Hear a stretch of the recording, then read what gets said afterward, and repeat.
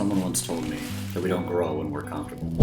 We grow by making ourselves uncomfortable, through the grit and the determination we find the will to win. For us, veterans, first responders, what is the most uncomfortable thing imaginable? Talking. Well, that's what we're here to do. Welcome to Real Talk Mondays, where veterans and first responders come together to share their knowledge to build a stronger community, one real conversation at a time. Welcome back, everybody, to Real Talk Monday. It feels good to be back recording shows again. What do you think? I like it. It's good. I do too, man. I do too. It's good to catch up with some folks like this beautiful man that we have on. This is Mike Wells, and for those of you who don't know Mike, he was one of our hunters last year. When I foobarred our tag purchases, and instead of second rifle, we went on fourth rifle. Had a great time though. Good hunt, tough hunt, hard hunt. And another little fun fact, Mike was actually my very first full-time officer when I was an FTO. So Mike, dude, it's good to see you, man. Give us a little, I know you just woke up because you're like a vampire or whatever, but good morning. Give us a little bit of background on yourself, man. Good morning. So, I started my career in fire and EMS. I've been in emergency services now for 15 years. Because you're getting old. Yeah, I'm getting old. Served everything from a firefighter, wildland firefighter, to paramedic, training officer, training captain of the fire department, a deputy sheriff, and field training officer as a police officer, and now a patrol sergeant. That's so crazy to me.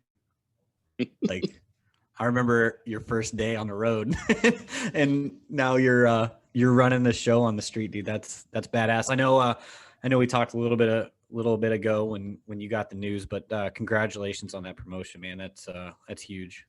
Thank you. It's been good. Let's talk about what it is that we do, right? Taking folks outside, taking hunting, fishing, camping, whatever. Talk to us a little bit about your hunting background. Where did that stem from, and how did you get like literally obsessed with chasing elk? So that started with my dad. So my dad, when I was young, he hunted every year. Him and his buddies, which ended up being the sheriff that I worked for, was one of them. No shit. Yeah, I didn't know that. Mm-hmm. Yeah, I've got the same guy that I worked for, right? Yep. Okay. Yep. So, so they ended up, they were always going. So when I got a little bit older, I started going with them,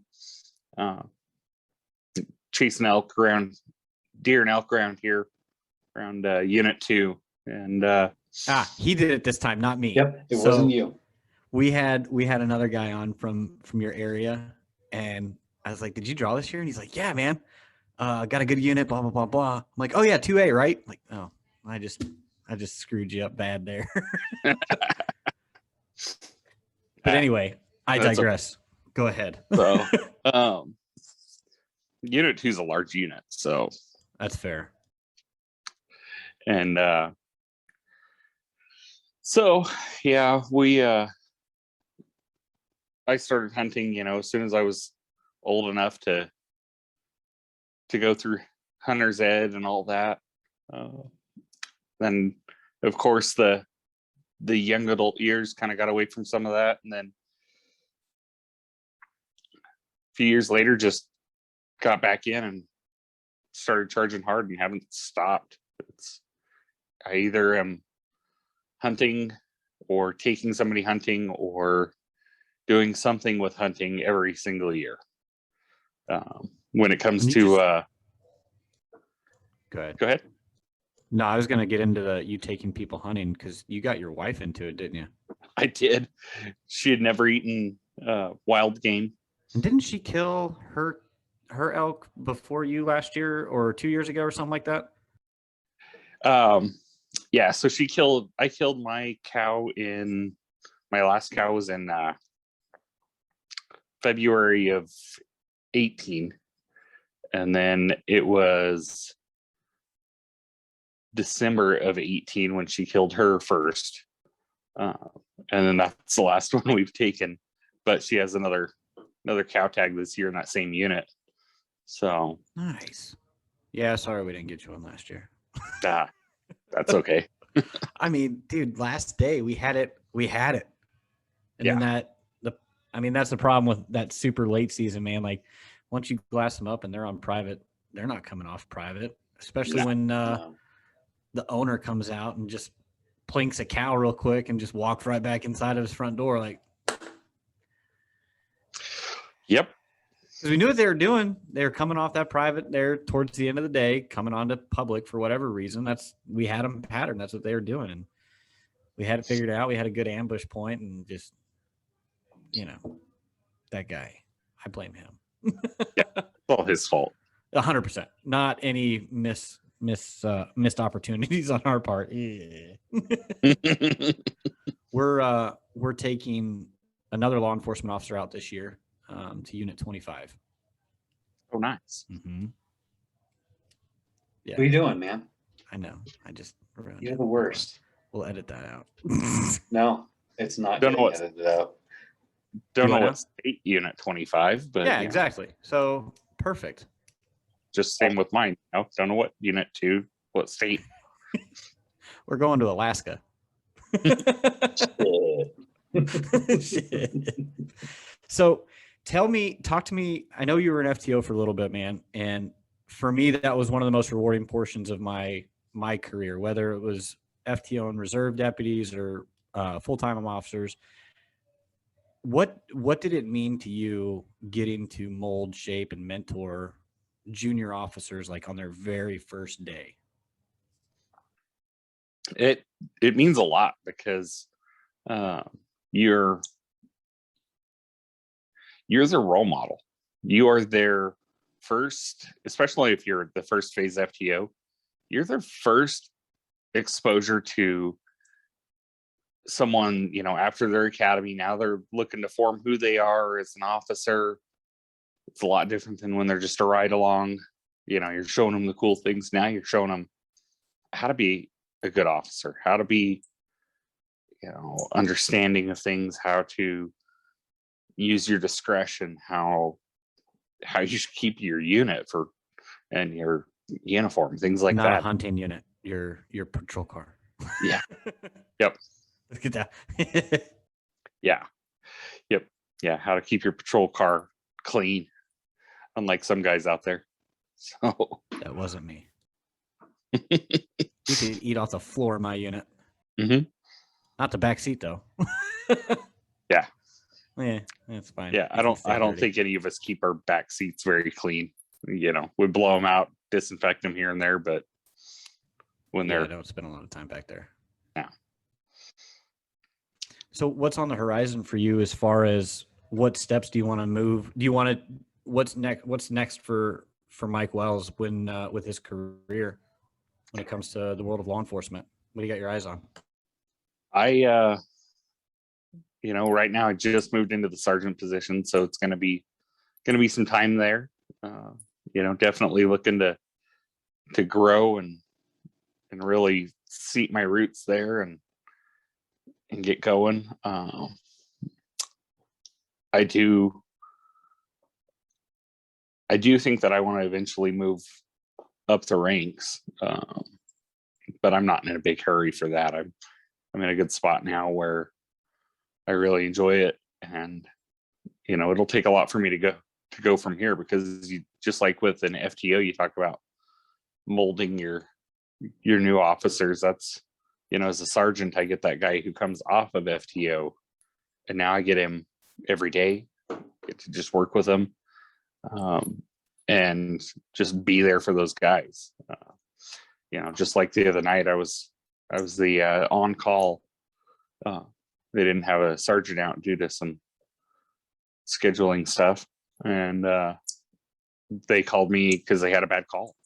They just had a rough call, and my guy had called me just out of habit, and not even to say, hey, I need you to come out, or hey, this happened. He was just, he actually said he accidentally called me, but I was already awake. So I was like, I'll be there in 15 minutes.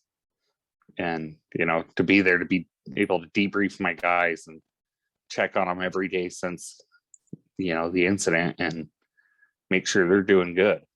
That's, it's big to me to be able to be there to take care of them and have that capability. I think that's one of the biggest things that is sometimes grossly overlooked when it comes to being in a leadership position, right? You're not just demanding your officers to perform, right? I mean, you are, but then there comes that mentorship and that softer side of what it is that we do, and there's a lot of things that happen on a regular that are just something that normal people aren't supposed to see. Like, normal humans are not supposed to see some of those things. And if it's a rookie's first night and they're there, I think that in the role that you're in, and being able to answer that phone is invaluable for that up and coming officer. Cause it's not like, oh shit, I don't have anybody to talk to. I don't know how to deal with X, Y, and Z. You made yourself available to speak with your guys. Cause I know you and I, especially going hunting together and working together for quite some time, know the importance of being able to have that mentor, somebody to soundboard stuff off of after those tough calls. So, I mean, how are your guys doing ever since? They're doing good. Every day is a little bit better. It's been it was definitely one of those, they had never been on a call like this before. Unfortunately, with my years, I had been on more than I can count. So just a rough call. They, I check in on them every day. One of them is my partner at night. The other one's, he works on the other end of the week. But so, I'm checking in on both of them. They're doing better each day, and, was able to have those conversations of, how are you sleeping? Like, okay, you're not sleeping well. Are you doing this? Are you doing that? Try this. Just because, well, been there. And that's like one of the most easy and basic questions to ask, right? Like, how are you sleeping? And like, you kind of get that blank stare, like, well, shit, I'm not. Okay, let's start to unpack some of this stuff, and let's figure out a way to get you some Z's, because, man, if you're not, you got to find a way. I know when I was in the military, Nate was actually one of my very first supervisors, and that was like his go-to question if we had some crazy shit go on, because I was a cop in the military as well, and if it was one of those nights or one of those things coming off a deployment, like, how you sleeping?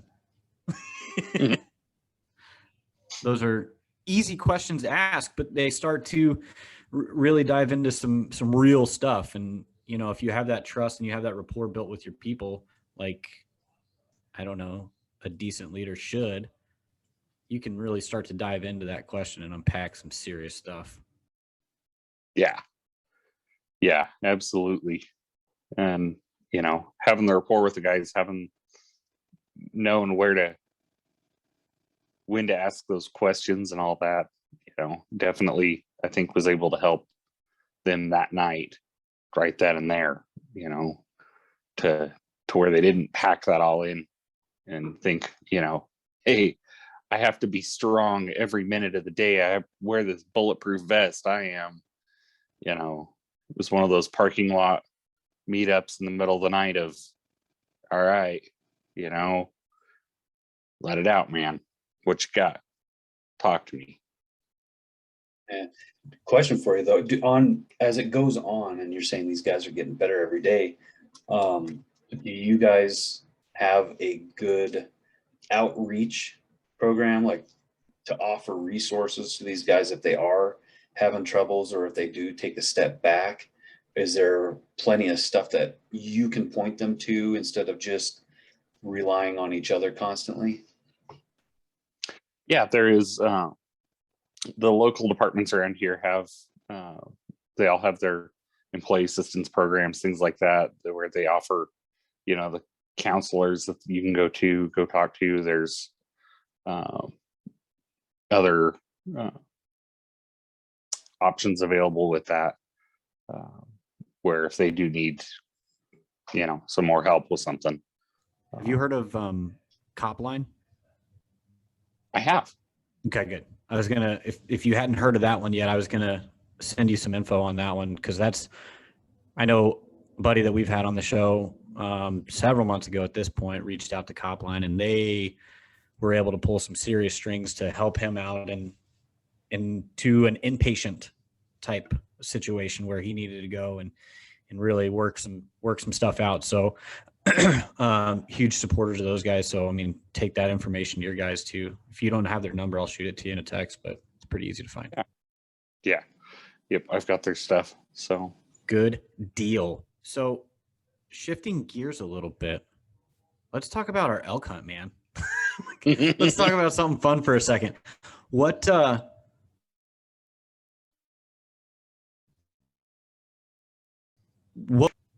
that hunt in Alaska?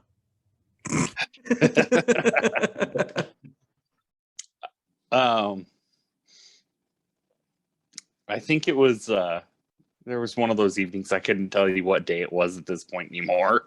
Yep. Well, there was the one point where we're headed back to the cabin, and all of a sudden the DOT truck in front of us smokes that doe, and then we run over. There was that one. We almost brought a doe home till I'm like feeling it. I'm like, yeah, this thing's not even good for burger. Not if you're getting run over by two trucks. Yeah, I was hoping it just maybe we can popped in the salvage head. something. Yeah, could have brought home a doe, but yeah, No. But the other one was when I was over with Braden, and Tyson called, and he had glassed up a couple of good bulls that were coming across the ridge, and so they're like, "Get over there now!" And so Stockton and I go taking off. I'm full gear. Oh yeah, running up and down these ravines across just full tilt, going up this hill, and I get up there and I'm, out of breath and able to, finally calm my heart rate down enough to sit there and glass them up. And by that point, they had already gone over the other ridge the other way that he wasn't expecting him to. And dude, that seemed to be like every encounter we had on that hunt. Like, okay, here's what they should do. Here's what I think they're gonna do, and they do the exact opposite of what we needed them to do to get the job done. Yeah. I'll tell you, one of my favorite parts of that hunt wasn't even out in the field. It was back at the little cabin that we were at that night, and OnlyFans. The handy ranch hand. The handy ranch hand was an OnlyFans page that a guy in camp that came in to help us guide. That was gonna be his OnlyFans theme, and man, we went down a rabbit hole on that one. Oh, we did, man. There was some good deep gut laughing on that. Yeah, and I think that was probably my favorite part of that entire hunt, was just hanging out in camp with everybody, just not working our ass off like we did that entire time. Yeah. Just being able to relax with everybody and have that camaraderie and have that fellowship where you're talking about absolutely nothing, but it meant everything all at the same time. Yeah, you having to deal with not being able to sleep because of my chainsaw impressions all night long. Bro, like Husqvarna over here. But it's all good. It's all good. So what you've got, the wife has a tag, right, this year? Yes. Okay. Are you guys going out for multiple day trips, or since it's kind of maybe somewhere close to Alaska where you live, are you guys just going to be doing weekend trips? So we've already scheduled the whole timeline off. And we're going to drag the palace, as I call it. Yeah. We're going to drag the palace out there and set it up. We're going to go pretty deep in there. And since it's an hour or more drive just to there each way, instead of spending 2+ hours on the road each day instead of hunting or sleeping or relaxing, we're just going to drag the camper out a couple of days before and set up camp. I think that's a great idea because it is a palace. It is. It is a nice set. Are you taking one of the guns that you built this year, or what? Like, what are you guys using? We are taking her 30-06 that I bought her last year for her birthday. Nice. So it is one of our builds. It's only have a little bit done to it, not like some of the others that we've done, but it's just been got a muzzle brake on it and some good glass and all that. And what are you doing for us? Well, we're gonna have some fun with the laser engraver on that Weatherby Vanguard 6.5 Creedmoor. I'm excited to see how that thing turns out. Yeah, I got the muzzle threaded on it the other day, finally. I had been waiting on it because I had not been happy with the way my threads were coming out recently. So I had to change up some things on a tool, and I ended up changing up to a carbide bit instead of high-speed steel, and that ended up making a lot of difference. So now the threads are cutting real pretty because I just wasn't happy with them. So I didn't want to start cutting that one until I was 100% on cutting those threads. I wouldn't know where to start on any of that. But it's Nate's like, "Hey Logan, are you gonna start reloading ammo?" I'm like, no, I'm not And gonna it's do bad that. enough. I just ask him about binos and he doesn't know. That's not. No, I had a very specific question that you couldn't even answer. Right, but as normal, I ask you about optics and you're like, I don't even know what you're talking about. Do they see good? Yes. I like those kind. No, we had a very, and I don't know, Yes. like I still can't answer the question, but so like you have your 12x50s or whatever that we're talking about, like your binos. Like how far can you effectively see with 12x50 binos? And there's like this crazy math problem that we found to gauge that. But like, do you know, Mike? It's okay if you don't, because like it took us forever to just find this stupid math problem. Yeah. I can tell you that I like a 12x50 a lot better than an 8x42 or 10x42. Oh, see, that's all you need. that's what I use. And in fact, I just bought a new set a couple days ago for my wife that are identical to what she bought me for my hunt last year. Is that what you were using yesterday when you texted me? Yeah. Yep. Laughing of the elusive intoxicated. Yeah. Oh, that was good. And then I saw that. Yeah. I used those same binoculars. I was sitting there watching them from another spot and did the good old Farmington, Farmington Hills, Michigan, right? Yep. Did the good old,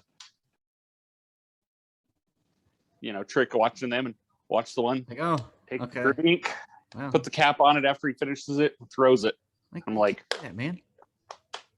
Did I ever tell you when I was working for the first agency that you and I worked together for? Did I ever tell you about a foot chase that I saw a guy do that? Like, so I'm driving through one of the towns in our jurisdiction, and I look over and I see this guy drinking in public. And at that point, we could not enforce the city ordinance because we weren't we weren't city. And he looked at me. I looked at him. I'm like, whatever, dude. I'm going up here to look at this dope house, like actually go do real cop work for a second. And he just looked at me, threw it all up in the air, so it went everywhere. And of course, there's people around, right? And he just takes off running. And I tell him, I'm like, hey man, just pick up your trash and be on your way. And he's like, fuck you, I'm out. And started running. Okay, there's typically people run for more nefarious reasons than littering, right? So I drive my car around, and we don't really get into much of a foot chase because I use my car, because, efficiency and stuff. And Yeah. I get him hooked up and found out that he had a felony warrant. Like, okay, now things are starting to make a little bit more sense. And I get him in the back of my car. I start heading to county to book him on his warrant. He's like using his head to knock on my on the partition. He's like, hey, bro, you take me to go get Chinese food? Like, no, man, I can't take you through the drive-thru to get Chinese food. Oh, I'll never forget that one, ever. And you, Mike, sent me that video the other day of I'm not going to say the guy's name because that's going to give entirely way too much information. Would you like some cobbler? Yeah, and he just starts running, and you're like, name goes here, come back, and he just turns around and starts coming back to you. Like, yeah, like, all right, that works. What did he say to you?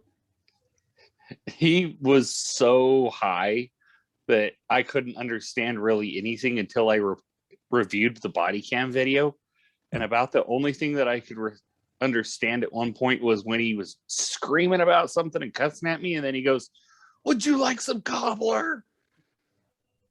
Would I like some cobbler? Like peach cobbler or what kind of cobbler here? Cobbler or like apple? Is there ice cream involved? Where's the cobbler from? Is this from the Good Barbecue Place? Or is this no kidding. Tweaker House? Because like, yeah. I bet it came from his kitchen, so it was not very good. Yeah, man, when you sent me that, I was like, this is funny. I like this. Why? Yeah. What? You can't ever answer that question. Why is he talking about cobbler? Like, Tweaker's got a tweak, man. Oh man, it's very interesting dealing with the tweakers. Yes, they are very, very creative individuals. Hey, so real quick, let's go back to our hunt in Colorado. I want to talk about your headspace going into the hunt and your headspace coming out, because I know you and I had a pretty good conversation going into camp and a very lengthy conversation coming out of camp. And not to just you take it away from there. Like, talk about your headspace before and after. So kind of funny, that hunt fell right in the 5-year anniversary of me becoming single. And, of course I, got married shortly after that, and happier than ever. But 5 years before that, I had gone through divorce and had hit the lowest low of my life, to the point where, I had to seek inpatient treatment for the demons, just the lows. And so it definitely weighed kind of heavy on me that where I was in that month of the year. And it was, just one of those interesting reflections. Coming back out of camp, being able to just let that go was pretty awesome, because we were able to just share stories there in camp. And sorry, one of my dogs. Was that a zombie? No, that's my escapee dog that came in here hanging out with me a couple minutes ago. I figured that's what it was. So getting outdoors, just it regrounds you. Getting to hang out in camp with with the people and be there and just disconnect and reground yourself. There's nothing like it. You get to like disconnect and reconnect all at the same time. It's kind of cool how it all works out. It is really cool. And that's crazy how that hunt all came about, man. I remember last year we had a raffle going on for a hunt in a completely different state. And unfortunately we weren't able to pull the trigger on that just due to some outside logistical issues. But we were able to make this one happen. And I know that you put in for a couple of raffle tickets. I think you had, like, I kid you not, like 3 or 4, maybe 5 tickets in the whole thing, man. And I remember going on Instagram Live and hitting the button, and I saw your name pop up. I was like, oh shit, this is awesome. Like, I get to take this guy who I know personally, which is very cool, out on this pretty sweet opportunity to go chase the majestic Wapiti. And just kind of knowing your background, I'm like, this is gonna be good for everybody. Mm-hmm. And I have to admit that it was very beneficial for me just to kind of, again, get out there and disconnect and reconnect on and some internal conflict that I had going on. And having you in camp, somebody that I knew personally, was great for me. So thanks for coming along with us. I know you won the raffle, but thanks for being able to show up and go, man. Like, and then thanks to your wife for putting up with us for a few days and Yeah. letting you go with us. Yeah, putting up with having the shenanigans that occur when we're together. Trusting to leave us unsupervised for a week in the middle of nowhere. Take off in the middle of nowhere with guns. Yeah. This is going to go great. I think she's probably lucky that there wasn't cell phone service, because we would have ordered a bunch of random shit off of Amazon That's time. accurate, because we've done that before.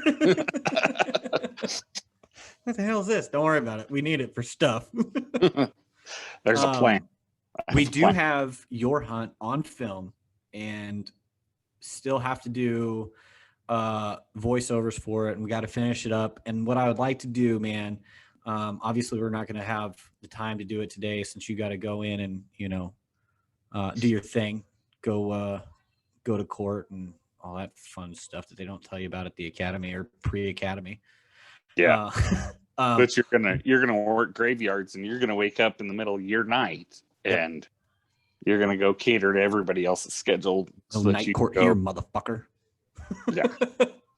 Well, luckily our court, the court that I have today, is really good about scheduling, and that way they do it as late as they can in the afternoon on my work day, so that I'm not getting up too awful early.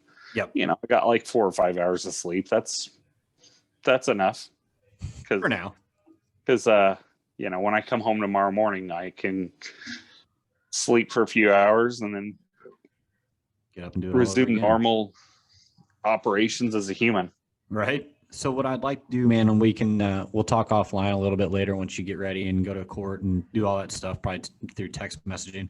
But I'd like to set up a time where you and I can hop on a call like this, and I'll share my screen with you, and we can watch the whole thing and almost do like you're narrating your hunt about your experience. Hey, he just dropped out. He might be coming back, but we got a short time, so we're gonna wrap up a little bit. And we ask everybody that comes on to give one piece of advice to anybody else that's out there. And I would say, what is one piece of advice that you would give to new officers that you either learned or wished would have been given to you as a new officer?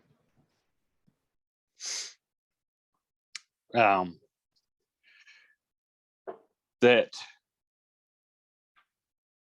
at the end of the day, when you take your vest off, or at the end of the call on some of those days where it can't wait till the end, that it's okay to not be okay anymore. be able to meet with your guys or whoever your support people are, and talk it out, shed tears if you need to. There's nothing wrong with it. Absolutely nothing wrong with it. I've come home from shift and had my wife give me a hug, and I just break, and there's nothing wrong with it. That's human. You just, as Logan had said, as first responders, we see things that nobody's supposed to see.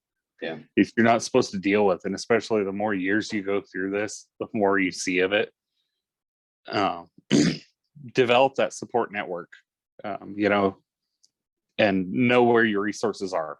Cop line, local counselors, senior officers, somebody you went to academy with, somebody you know from whoever you feel comfortable with, and just reach out.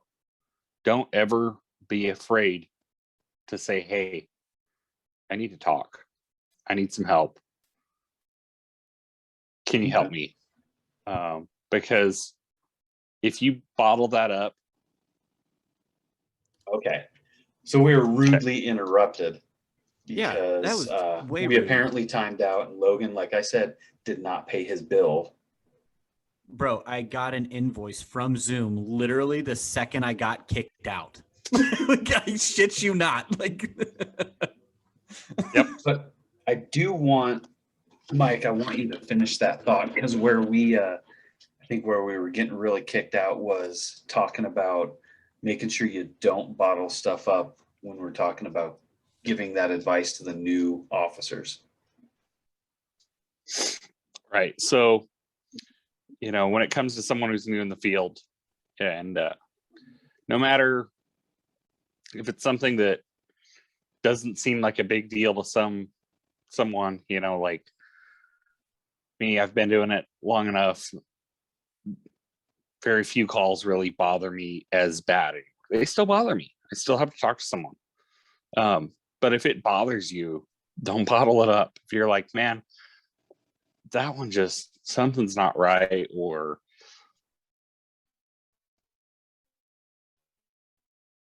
that one's just, call everybody from the academy, call whoever it may be for that help.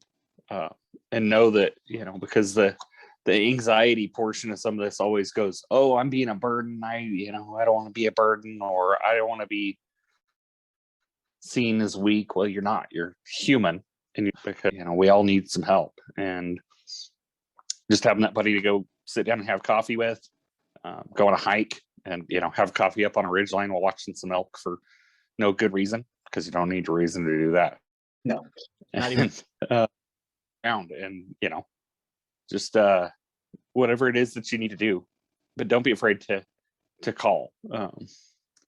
I definitely wish I would have known to do that sooner, because the point where I finally hit the rock bottom, where I called for help from a buddy of mine, I was just so much in crisis at that point that it was really hard to get that turned back around.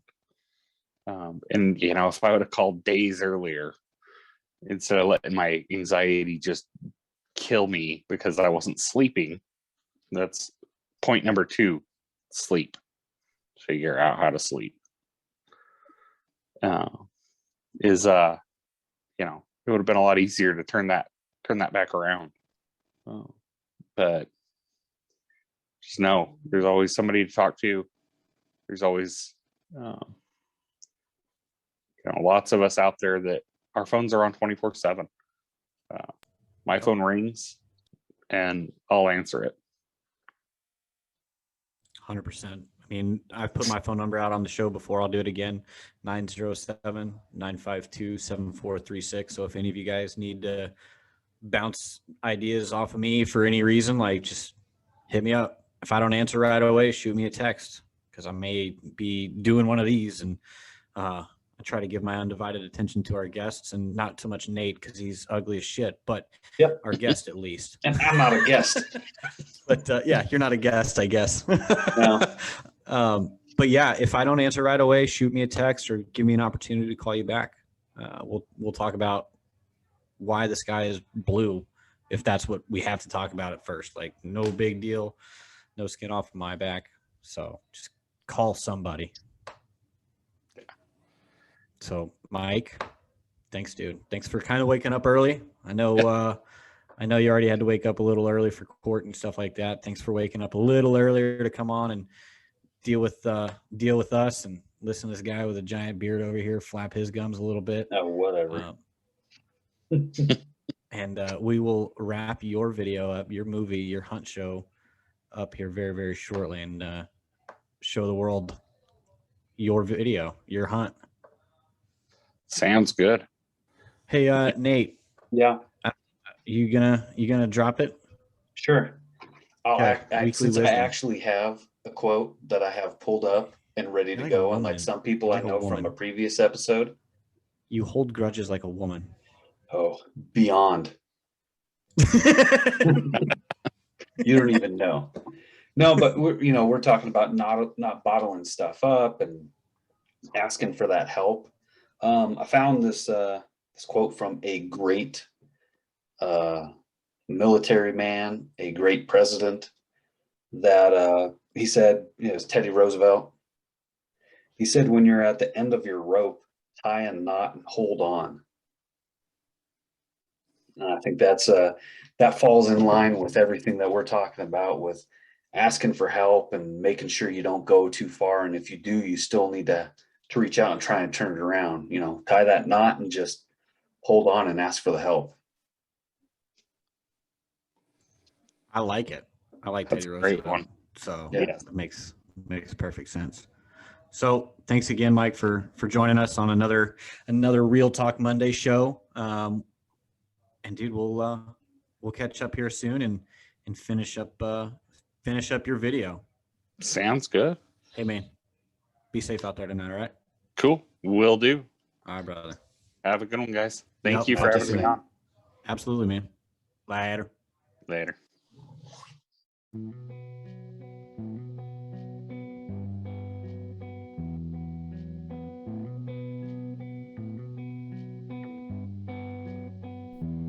Thanks for tuning in to Real Talk Mondays. Until next time, make sure you like, subscribe, and hit 5 stars on whatever platform you're listening on. Make sure you check us out on Instagram over at Second Chance Outdoors. And until next Monday, we'll see you on the mountain.